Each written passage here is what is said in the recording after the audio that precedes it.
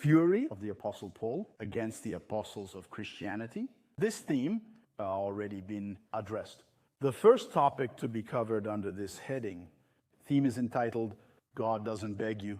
I invite you to respectfully refer to it or ask us to do so. We would be delighted that we would do our utmost, that you come into possession of this, a presentation that's well worth the effort.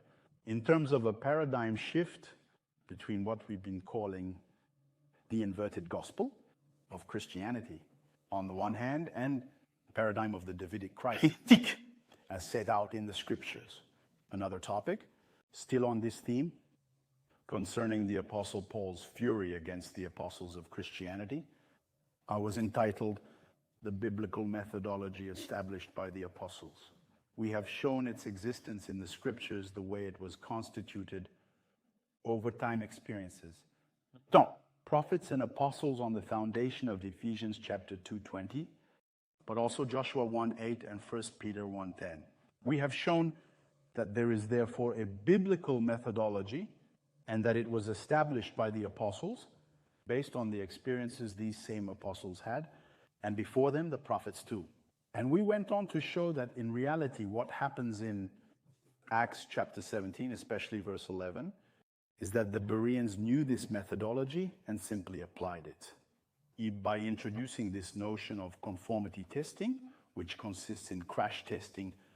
Everything a preacher says comes from God, and everything we hear, because we have previously grasped and covered Romans chapter 10, verse 17, which invites us not only to have faith, but above all, we have to make sure that this faith is based on the word of Christ, on the doctrine of Christ, and by no means on anything or based on fables or human traditions, to use the expression of Colossians chapter 2, 18. We have also seen the biblical foundations of this methodology established by the apostles. The corresponding verses have been highlighted, stated, and dissected. I invite you to consult them. And finally, we have proceeded an inventory of the steps that must be rigorously followed in respect of this foundation to emulate the people of Berea and to ensure that we avoid the risks that exist with environment characterized, especially at the end of the French era. Finally, in our generation, by widespread confusion, but which had been also announced in the scriptures, notably in 2 Thessalonians chapter 2, verse 9, but it would be helpful to read the first 11 verses.